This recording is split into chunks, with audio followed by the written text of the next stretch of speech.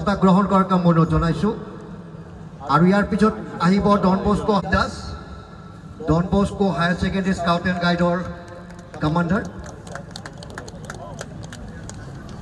হিচাপে এয়া ডক্টৰ গণেশ্বৰ চহৰী ডাঙৰীয়া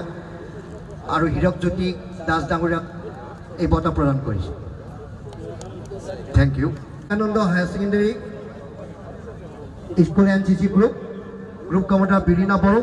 আৰু এই বঁটা প্ৰদান কৰাৰ কাৰণে মই অনুৰোধ জনাইছোঁ বকো সমষ্টিৰ প্ৰাক্তন বিধায়ক জ্যোতিপ্ৰসাদ দাস ডাঙৰীয়াই বঁটা প্ৰদান কৰিছে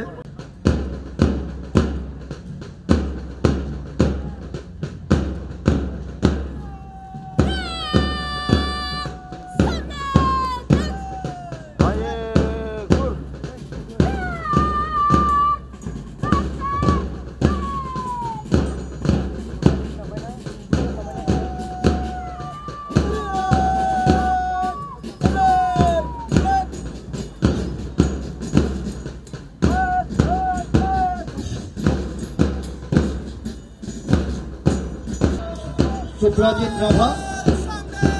আৰু ডন বস্কো হায়াৰ ছেকেণ্ডাৰী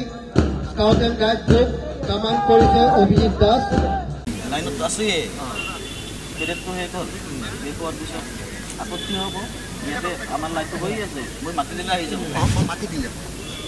আপুনি খালি ইংগিত দিব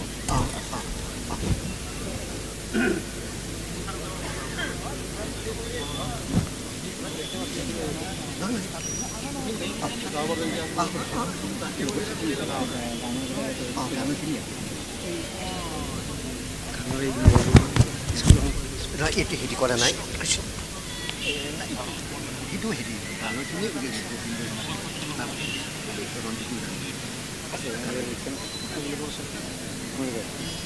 আজি আমি এই দিনটোতেই সংকল্পবদ্ধ হওঁ আমাৰ সকলোৰে নিজৰ কৰ্তব্য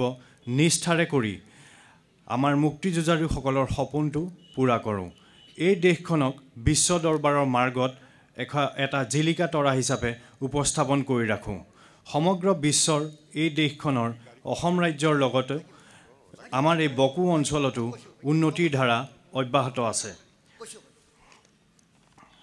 বকো উন্নয়ন খণ্ডৰ অধীনত প্ৰধানমন্ত্ৰী আৱাস যোজনা গ্ৰামীণৰ ৮,২৮২টা ঘৰৰ